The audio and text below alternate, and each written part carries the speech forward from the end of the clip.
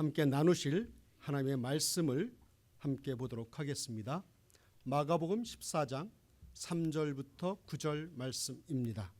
제가 봉독해 올리도록 하겠습니다.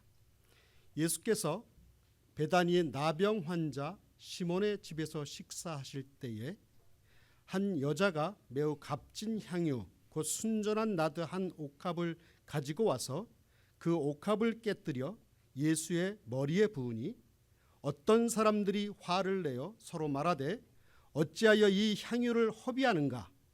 이 향유를 300데나리온 이상에 팔아 가난한 자들에게 줄 수 있었겠도다 하며 그 여자를 책망하는지라. 예수께서 이르시되 가만두라. 너희가 어찌하여 그를 괴롭게 하느냐? 그가 내게 좋은 일을 하였느니라.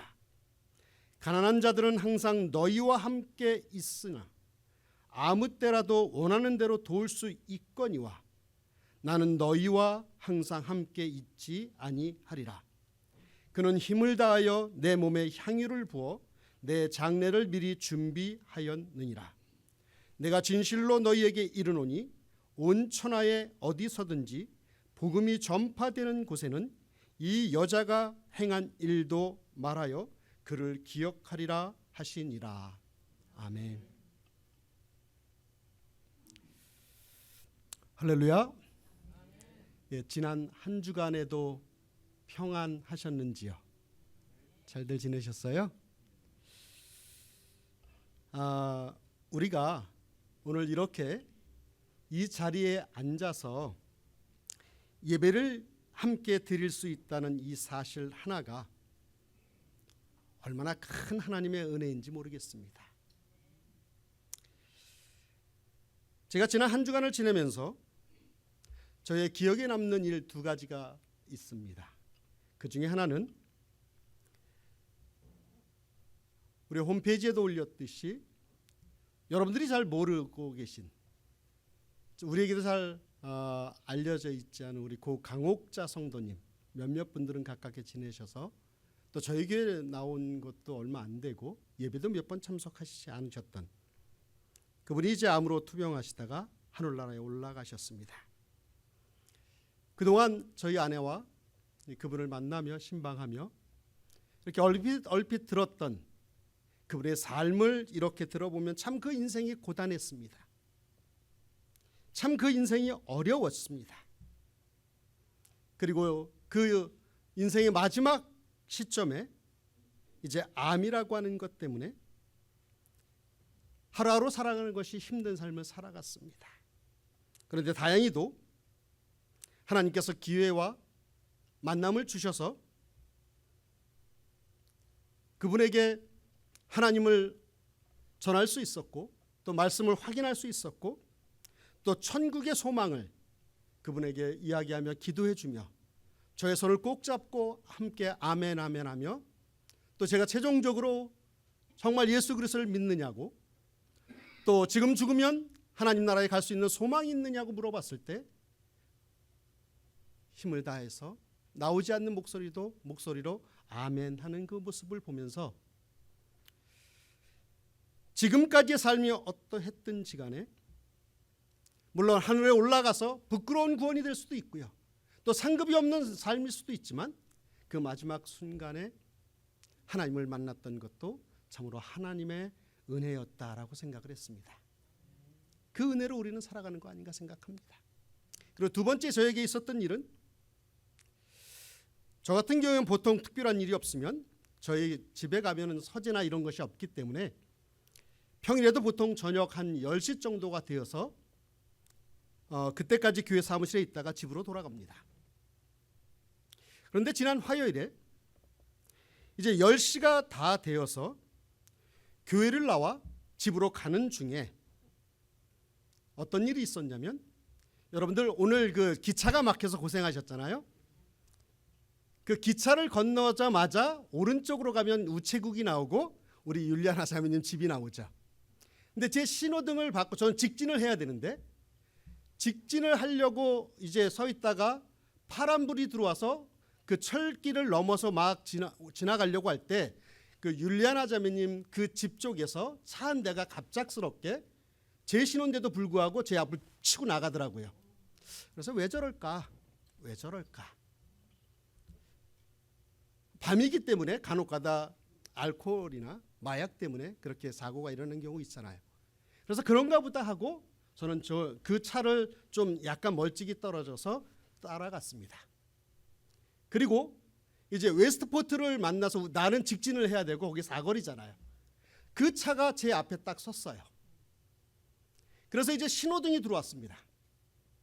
그래서 이제 직진을 하려고 준비를 하고 있고 이 차도 출발을 했습니다. 사거리에서요.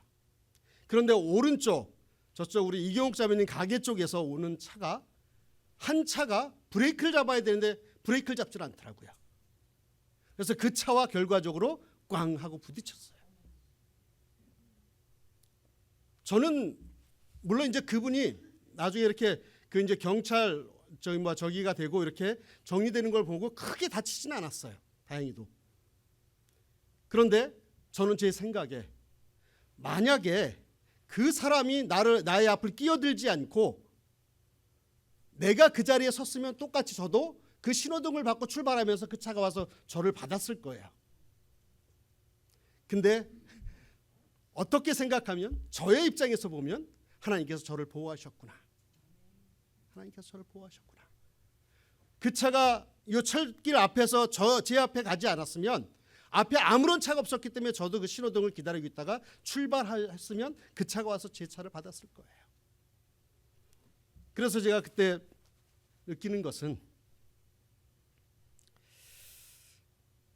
하나님의 은혜로 살아간다고 하는 것, 하나님의 보호하심으로 살아간다고 하는 것, 내가 이 자리에 설 수 있다고 하는 것이 얼마나 큰 하나님의 은혜인가 하는 생각을 해봅니다. 여러분, 우리의 인생은 그런 겁니다. 하나님의 은혜 없이는 살아갈 수 없는 거예요. 하나님의 보호하심 없이는 살아갈 수 없는 것입니다.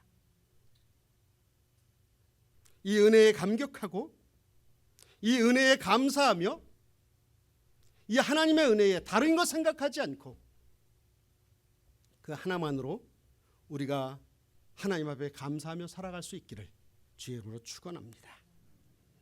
오늘 질문 한 가지를 드리면서 설교를 시작하겠습니다. 사실 오늘 본문은요, 이전에 제가 요한복음 12장 1절부터 11절의 말씀을 가지고 거룩한 사치라고 하는 그런 제목으로 제가 말씀을 나눈 적이 있었던 동일한 본문, 마태, 마가, 누가, 요한복음에 다 기록되어 있는 그 본문 중에 향유를 부은 여인의 사건을 통해서 우리가 오늘 하나님의 말씀을 나누고자 합니다. 여러분들은 지금까지 살아오면서 그 누군가를 위하여 내가 가진 모든 것을 아낌없이 나누어 줘본 기억이 있으신지 다시 한번 질문을 합니다. 더 나아가 그 누군가를 위해 아낌없이 주고 난 후에도 더 주고 싶은 마음이 들었던 적이 있는지 이 질문을 먼저 드립니다. 내가 가장 소중하게 아끼던 것을 마음껏 주었음에도 불구하고 무엇인가 덜 준 느낌을, 뭔가 좀 아쉬운 느낌을 가져보았던 적이 있느냐 하는 이야기입니다. 솔직히 말해서 저는 그런 적이 거의 많이 없는 것 같아요. 도와준다 할지라도 내 것을 챙겨놓고 도와주고, 또 자그마한 것 도와줘 놓고서 많은 것을 도와준 양 생색을 내본, 또 아까워해본 적도 있었던 것이 솔직한 저의 삶입니다. 그래서 내 가진 모든 것들 또한 가장 소중한 것을 아낌없이 그 누군가를 위해 주어본 기억이 저에게도 별로 없습니다. 물론 열심히 또 나름대로 도와주려고 노력하고 그 도와주려고 하는 그때의 그 마음이 너무나 저한테 좋기 때문에 또 뭔가 했다라고 하는, 이루었다라고 하는 그런 그 안도감 때문에 도와주긴 해봤지만 내 소중한 것까지, 내가 굶어서까지 도와준 적은 거의 없었던 것으로 제가 기억합니다. 근데 오늘 조금 전에 읽었던 본문에는요, 자기의 가장 소중한 것을 주님께 아낌없이 남김없이 욕심 없이 모든 것을 드렸던 한 여인의 삶이 우리에게 보여지고 있습니다. 심지어 이 여인은 어떻습니까? 그 귀한 것을 드릴 때에 주변의 사람들의 만류와 주변의 사람들의 그 조롱을 뛰어넘어 그분께 드리는 그 모습이 오늘 성경에 기록되고 있습니다. 우리는 지난 3주간 동안에 캔 시리즈, 할 수 있다 라고 하는 그 시리즈에서 그 항아리 채울 수 있느냐라고 첫째 시간에 우리가 말씀을 나눴습니다. 그리고 두 번째, 그 병 나을 수 있느냐라고 하는 제목으로 말씀을 같이 나누었습니다. 그리고 지난주에는 한 여인의 삶을 통해서 그 겉옷 만질 수 있느냐라고 하는 제목으로 제가 말씀을 나누었습니다. 오늘은 이 마가복음 14장 3절에서 9절의 말씀을 가지고 그 향유 부을 수 있느냐라고 하는 제목으로 함께 하나님의 말씀을 나누도록 하겠습니다. 나에게 있어서 생명과 같이 소중하게 여기고 있는 것을 과감하게 주님께 드리는 이 여인의 모습 속에서 저와 여러분들이 신앙생활 해가며 하나님의 말씀을 따라 살아가며 주님을 섬긴다라고 하는, 주님을 믿는다라고 하는 그 믿음의 모습이 어디까지 나가야 되는가 라고 하는 이 부분을 함께 나누면서 우리의 삶이 조금 더 주님께 헌신하며 드리며 주님 앞에 나아가는 그런 변화된 삶을 살기를 주의 이름으로 축원합니다. 첫 번째, 우리가 주 앞에 향유를 부을 때, 우리가 주 앞에 헌신할 때에 우리의 헌신의 대상은 오직 예수 그리스도 한 분뿐임을 기억하시기 바랍니다. 여러분, 지금까지 살아오시면서 혹시 어떤 한 장소가 기억되는 데가 있습니까? 내 기억 속에 남아있는 의미 있는 장소. 내가 태어나고 자라면서 추억이 깃들었던 그 고향이, 그 고향 땅이 나에게 기억에 남는 땅일 수 있습니다. 아니면 난생 처음 사랑하는 사람과 두 손을 잡고 데이트하던 그 장소, 혹시 그것이 여러분들 기억 속에 남아 있습니까? 속으로 지금 이 남자는 아니야 그럴 수도 있습니다.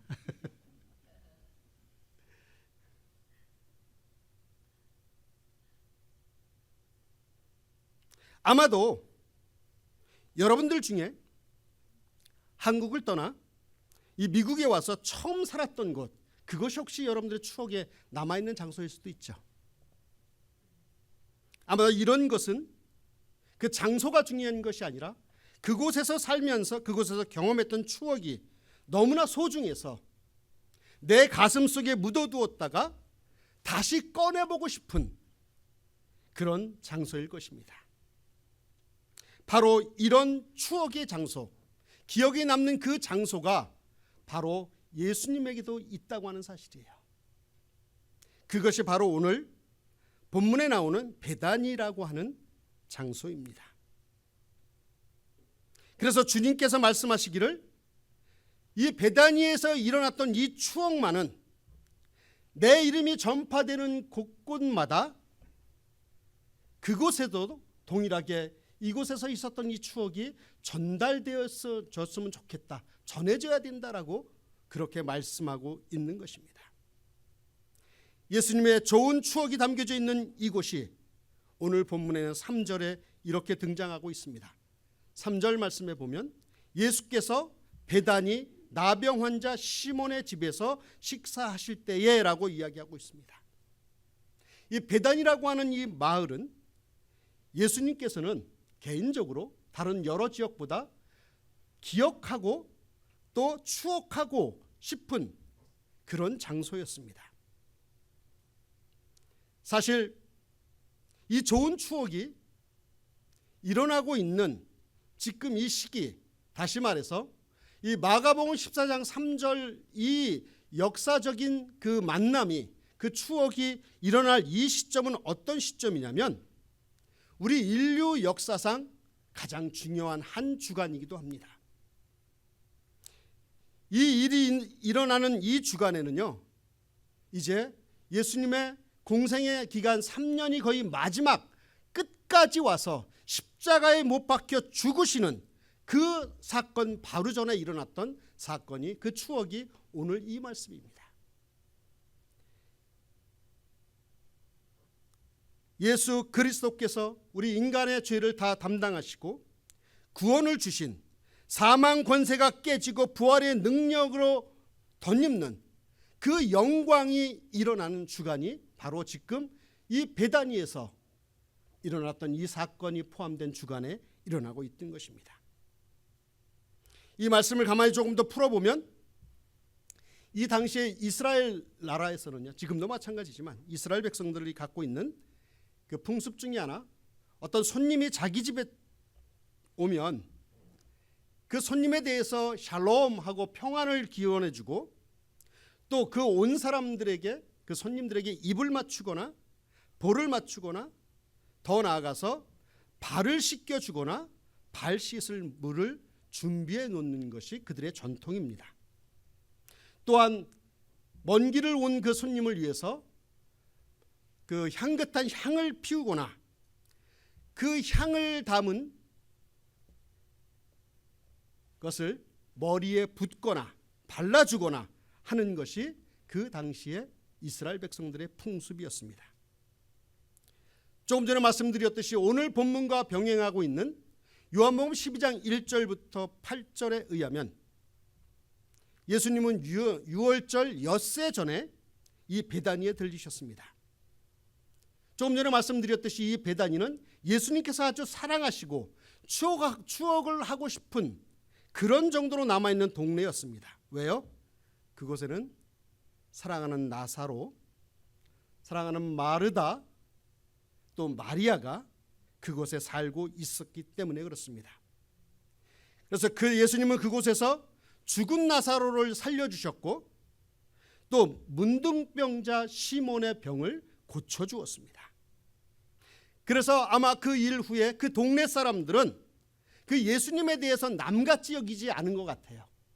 항상 그리워하고, 항상 오시면 반갑게 맞이하고 가족처럼 지내며 그 주님께 감사한 마음이 차고 넘쳤던 것으로 보입니다. 그 예로 시몬이라고 하는 사람이 예수님을 위해서, 예수님이 오셨다고 하니까 지금 잔치를 베풀어 준 거예요. 잔치를 베풀어 준 것입니다. 그런데 오늘 본문에 보니까 그 잔치가 이제 절정을 향해 달려나아가고 있을 때쯤에 한 여인, 다른 복음서에서는 나사로의 동생 마리아라고도 표현을 하고 있습니다. 그 여인이 예수님께 다가갑니다. 그리고 나서 300데나리온이나 되는 옥합에 모아놓았던 향유를 예수님 발에 붓고 자기 머리털을 풀어 주님의 발을 씻기는 놀라운 사건이 그들 눈앞에 벌어지고 있는 것입니다.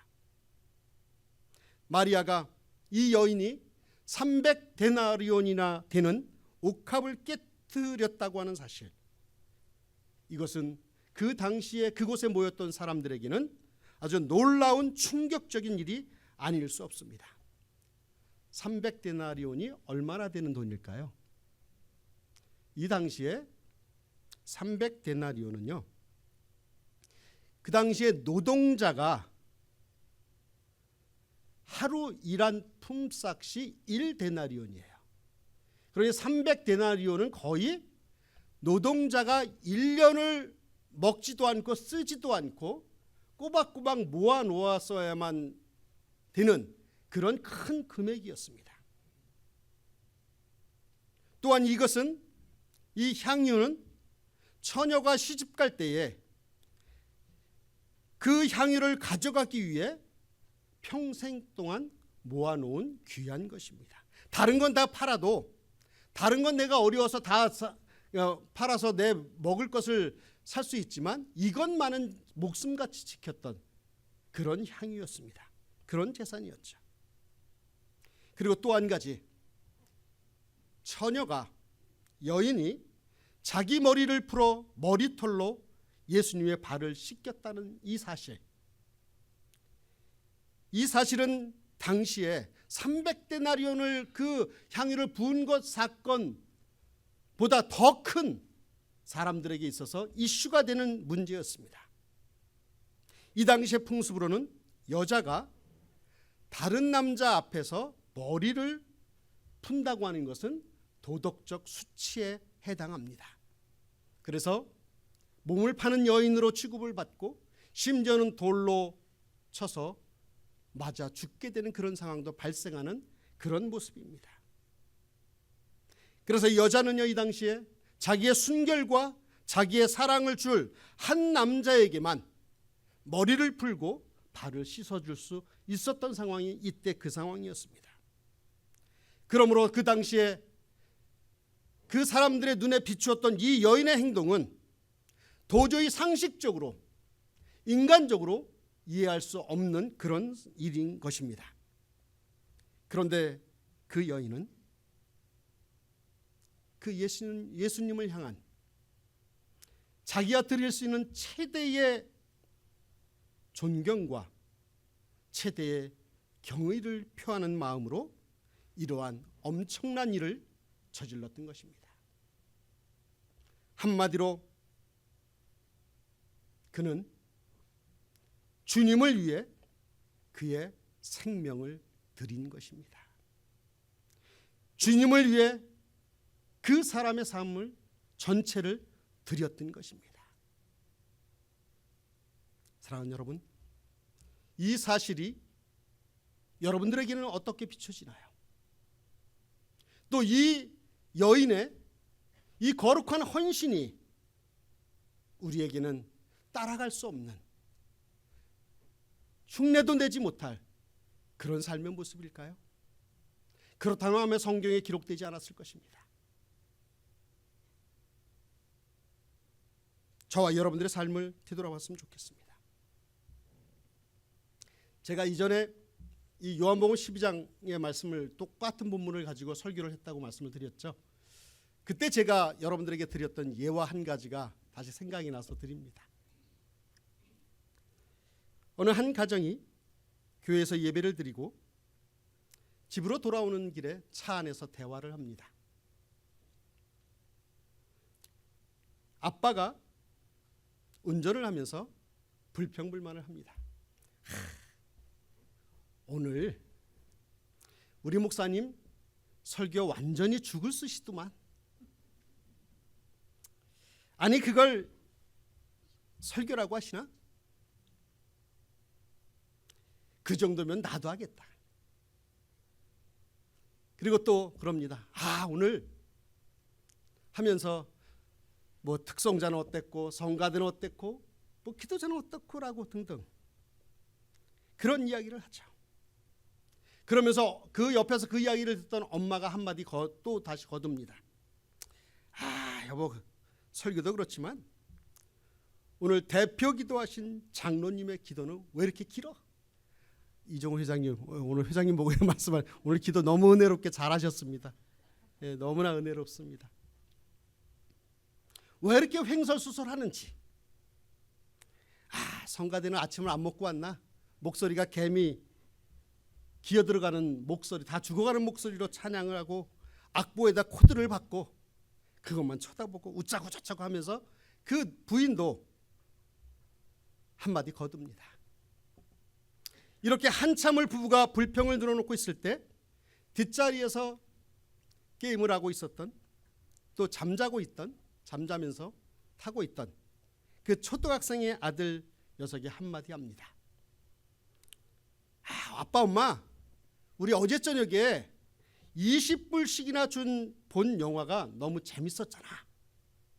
근데 오늘 엄마 아빠는 꼴랑 1불 내놓고 예배 드리고 밥 먹고 왔잖아. 이해가 됩니까? 뭐 그 1불 내놓고 드린 예배가 뭐 그렇지 뭐. 아들이 그렇게 이야기하는 것입니다. 사랑하는 여러분, 우리가 하나님 앞에 나의 가지고 있는 것을 주 앞에 드린다고 하지만 사실 어떻습니까? 세상 일 하다가 남는 것 조금 드리는 거 아닙니까? 그러면서 어떻게 해요? 많은 것을 드린 양 혹시 우리는 내 마음속에 또 다른 사람에게 생색을 내고 있지는 않았는지, 우리는 주님을 위해 헌신한다고 하면서 몇 푼 자그마한, 물론 그것도 소중한 것이죠. 예물을 드리고 시간을 드리고 내 열정을 드리고 그것 드린 것 가지고 모든 것을 다 드렸다라고 스스로 자만하며 내가 참 잘했다라고 내 스스로를 위로하고 있는 것은 아닌지 모르겠습니다. 사랑하는 여러분, 이 여인과 같이 정말 우리는 주님을 위해 얼마나 많은 소중한 향유를 주의 발 앞에 부어보았는지요. 우리는 주님을 위해 얼마나 많은 나의 시간과 나의 소중한 것을 드려봤는지요. 우리가 이 아침에 다시 한번 우리의 삶을 되돌아보며 점검해보는 저와 여러분들 되시기를 주의 이름으로 축원합니다. 결코 이 설교를 하면서 제가 부담스러운 것은 여러분들의 삶을 책망하기 위해서 말씀드리는 거 아닙니다. 간혹가다 그러셔요. 어떤 분들이 우리 목사님은 간혹가다 나를 설교로 친다고. 아니요. 제가 이 말씀을 드리는 것은 여러분들의 지금까지 해왔던, 우리가 해왔던 그런 것들을 평가하거나 이야기하고 책망하기 위해서가 아니라 이런 여인의 모습의 삶을 보면서 우리가 이 땅에서 살아가면서 어떻게 주님을 섬길 것인가, 나도 그 모습을 닮아가고 싶다라고 하는 그런 마음을 가지고 이 말씀을 여러분들이 함께 나누었으면 좋겠습니다. 그래서 조금이라도 저와 여러분들의 삶이 주님을 위한 헌신, 주님을 위한 삶이 우리가 될 수 있다면 이 아침에 주시는 하나님의 이 귀한 말씀이 우리의 영의 양식이 될 줄 믿습니다. 사랑하는 여러분, 이 헌신의 자리에 여러분들을 초청합니다. 두 번째, 우리의 헌신은요, 주변 사람들의 반대를 뛰어넘어야 합니다. 오늘 본문에 보면 이 여인의 헌신의 모습을 본 사람들의 반응이 어떻습니까? 첫 번째, 그 충격이 너무나 컸습니다. 그리고 나서 그 여인이 그 향유를 드리는 모습을 보고 그 자리의 분위기는 가만히 보면 무겁게 그 자리가, 그 분위기가 흘러가는 모습을 봅니다. 너무나 깜짝 놀라서 어느 누구도 말을 함부로 하지 못합니다. 그런 상황에서 그 깨어져 나온 향유의 그 향기는, 그 진한 냄새만 온 방에 가득하였더라라고 요한복음에 이야기하고 있습니다. 그때 어떤 사람들이 정막을 깨는 한 말을 합니다. 요한복음에서는 그 사람이 가롯 유다라고 이야기합니다. 오늘 본문 말씀 4절 5절 말씀을 보도록 하겠습니다. 4절 5절 말씀에 보면 어떤 사람들이 화를 내어 서로 말하되 어찌하여 이 향유를 허비하는가, 이 향유를 300데나리온 이상에 팔아 가난한 자들에게 줄 수 있었겠도다 하여 그 여자를 어떻게 한다? 책망하는지라. 지금 가롯 유다를 비롯한 제자들도 이 여인의 행동이 못마땅한 거예요. 그래서 수근수근거리며 아니 저 300데나리온이나 되는 그 향유를 팔아서 가난한 사람들에게 나누어 주면 얼마나 귀한 일이냐, 그렇게 이야기하고 있는 것입니다. 그러면서 그 여인의 헌신에 대해서 책망합니다. 왜 그렇게 아니 자기 돈 한 푼 들어갔습니까? 그게 자기 거예요? 근데 왜 그렇게 했느냐라고 책망을 하는 것입니다. 자기 것도 아니면 자기가 드린 것도 아닌데. 이렇듯 우리가 살아가다 보면 주님을 향한 헌신을 주 앞에 드릴 때 우리에게는 다른 사람들의 반대와 비난과 책망이 따라올 수 있다고 하는 것입니다. 우리가 하나님의 은혜를 받고 또 말씀에 따라 순종하겠노라고 결심하고 아마 오늘 이 자리에 일어나서 다시 변화된 모습을 보일 때 사람들이 이렇게 이야기할 수 있습니다. 에이, 뭐 적당히 해. 왜 이렇게 극성이야 당신만. 뭐 그런다고 뭐 누가 알아주나? 뭐 우리 목사님 별로 칭찬도 안 하고. 그리고 또 한마디 합니다. 그거 다 내가 옛날에 해봤어. 내 소용없어. 이렇게 이야기하고 있는 사람들도 우리는 만날 수 있습니다. 그러나 여러분 기억하십시오. 오늘 이 여인은요, 이런 주변의 반대와 멸시와 책망을 물리쳐버리고 과감하게 주님께 향유를 드린 위대한 믿음의 여인이었습니다. 십자가를 지실 때 수많은 군중들이 주님을 비웃고 침뱉고 멸시를 했습니다. 그 군중들은 어떤 군중들입니까? 얼마 전에 주님께서 예루살렘으로 입성하실 때 호산나 호산나 하면서 그 나뭇가지를 흔들었던, 환호와 함성을 질렀던 그 사람들이 이곳에 포함되어 있는 사람들입니다. 그런데 그들이 어떻게 이야기합니까? 그 주님 달리시는 모습을 보고 십자가에 못 박아라라고 외치고 있습니다. 사랑하는 여러분, 우리가 주님을 위해 또 하나님의 몸된 교회를 위해 우리가 헌신하려고 할 때 아마도 많은 비난과 또 많은 반대가 쏟아질지라도 십자가를 지시고 그 구원의 생명의 길을 여신 그 십자가의 주님을 기억하시는 저와 여러분들이 되었으면 좋겠습니다. 예수님을 향해서 비난했고 조롱하고 침을 뱉었던 그 사람들이 누굽니까? 예수님은 하나님이시죠. 그분이 손수 창조하신 피조물들입니다. 그럼에도 불구하고 주님은 그것을 그 가진 비난과 조롱과 그 인간으로서 들을 수 없는 환난과 고통을 이겨내셨던 것입니다. 혹시 여러분들이 내 삶에 이제 주님 앞에 드리겠다라고 내 소중한 향유를 부으려 한 그때에 혹시 아내가, 남편이 또는 주변에 있는 사람들이 그 행함에 대해서 비난하고 이제 적당히 하라라고 타협하고 또 나를 질책할 때, 책망할 때에 과감하게 이 여인과 같이 그 향유를 주 앞에 드리는 저와 여러분들 되시기를 주의 이름으로 축원합니다.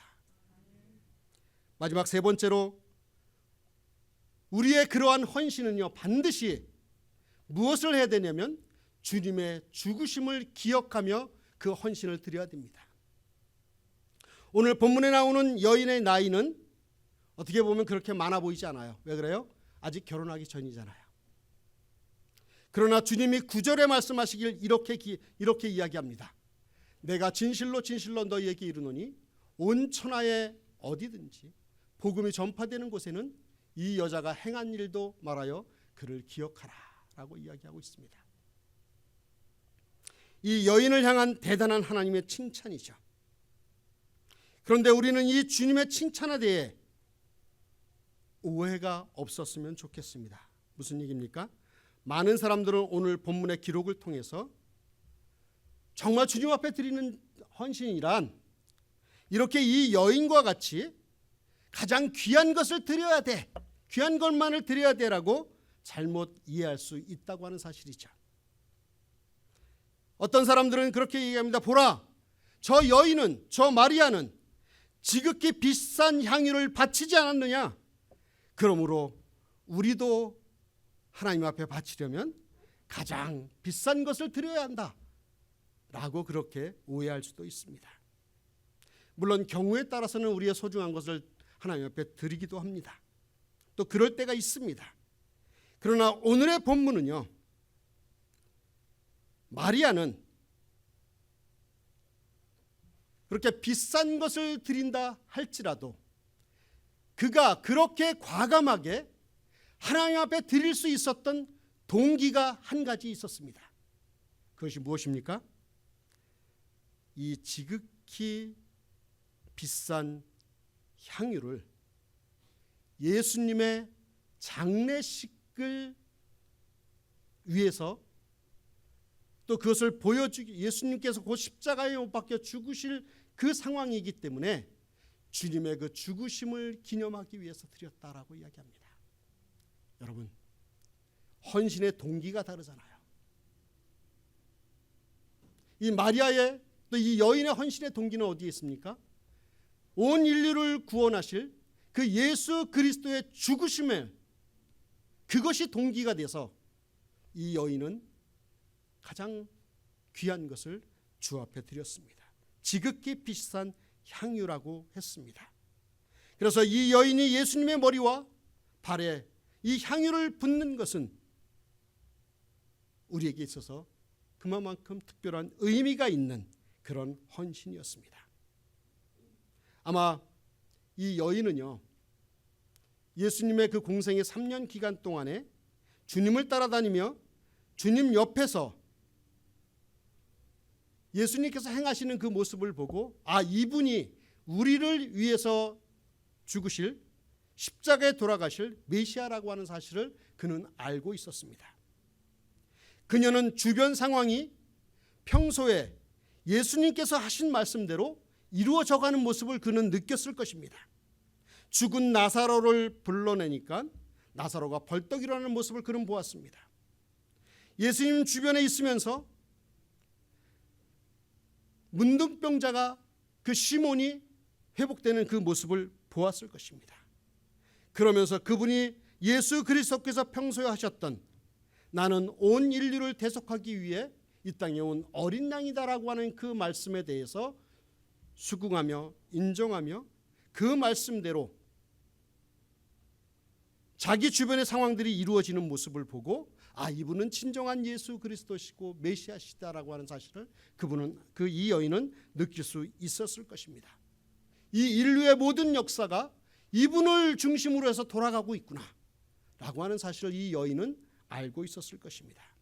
그러자 이 여인은 더 이상 지체할 수가 없는 거예요. 이것이 마지막 기회일지도 모른다고 생각하여 유월절 어린 양 되신 예수 그리스도, 그분의 영광의 장례식을 생각하며 향유를 부었던 것입니다. 제가 무엇을 말씀드리고 싶으냐면, 여러분, 저와 여러분들이 믿는 예수 그리스도가 우리의 주님 맞습니까? 우리의 구세주 맞습니까? 그분이 정말 우리의 창조주 맞습니까? 그렇다면 내가 믿는 그분이 그런 분이라면 그분께 드릴 나의 헌신 향유가 정말 아까운 것이 되어야 될까요? 정말 그분이 나를 죽음 가운데 있었던 나를 살려주신 그분이라면 과감하게 자기의 가진 모든 것들을 주 앞에 드려서 그 장사를 예비한 이 여인의 모습이 저와 여러분들의 모습이 되어야 되지 않을까요? 오늘 설교 제목이 그 향유 부을 수 있느냐, 이 질문 앞에 저와 여러분들은 어떻게 대답하시겠습니까? 설교를 마무리하면서 이렇게 자기의 가지고 있는 소중한 향유를 부었던 한 사람의 생일을 소개하면서 말씀을 마무리할까 합니다. 우리가 잘 알고 있는 음악의 어머니라고, 음악의 아버지는 누구죠? 바하죠. 음악의 어머니라고 알려져 있는 그 별명을 가진 게오르크 프레드릭 핸델이라고 하는 사람에 대해서 전해져 내려오는 한 일화를 소개합니다. 핸델은 독일에서 태어나서 독일에서 성장하다가 영국으로 건너갑니다. 그 나이 56세 때 1741년에 그는 여러 가지 일들을 하다가 빚더미에 올라앉아 감옥에 가기 일보 직전까지 그 인생이 몰립니다. 그는 그렇게 인생의 밑바닥을 경험하면서 어느 날 성경을 통해 예수님의 일대기에 대해서 읽으면서 오늘 우리가 읽었던 이 본문의 내용을 읽으면서 그는 감동을 받습니다. 그리하여 그는 그렇게 결심합니다. 나도 이 여인과 같이 향유 옥합을 주님께 드려야겠다 라고 생각을 하고 그때부터 그는 예수님의 일생에 관한 오라토리오를 작곡하기 시작합니다. 1741년 8월 22일에 그는 작곡실에 그가 들어가 3주 동안 식음을 전폐하다시피 하면서 자신의 가장 소중한 그 향유라고 생각했던 자기의 재질, 자기의 음악적 달란트를 총동원해서 그 모든 것을 주님께 드리기 위해서 곡을 하나 작곡을 합니다. 그 유명한 260페이지나 되는 메시아라고 하는 그 곡을 완성을 합니다. 1742년 4월 13일 이 곡이 초연될 때, 처음 연주될 때 그 자리에 앉아 있었던 국왕 조지 2세라고 하는 국왕이 이 메시아의 44번 합창곡 할렐루야가 울려 퍼질 때에 그 음악이 너무나 웅장하고 그 음악이 너무 감동스러워 자신도 모르게 벌떡 일어나 그 곡을 감상하면서 그 곡이 끝날 때까지 일어나 그 곡을 감상을 합니다. 지금도 이 할렐루야가 우리가 연주될 때에 수많은 관객들이 일어서는 관습이 그때 생겼던 것입니다. 제가 무엇을 말씀을 드리고 싶으냐면 이 핸델이라고 하는 작곡가가 그 이 향유를 부은 여인의 사건을 보면서 나의 가장 소중한 향유가 무엇인가? 그것이 음악적 달란트를 가지고 이것을 주님을 찬양하고 경배하는 것이다 라고 하는 마음으로 이 메시아를 작곡했던 것입니다. 사랑하는 여러분, 저와 여러분들에게 있어서 드릴 수 있는 향유가 무엇일까요? 너무 거창한 것 생각하지 마십시오. 나의 소중한 것, 또 내가 아끼는 것, 그것이 어떠한 것이라 할지라도 우리의 헌신의 대상이신 예수 그리스도 앞에 과감하게 부어드릴 수 있는 저와 여러분들이 되었으면 좋겠습니다.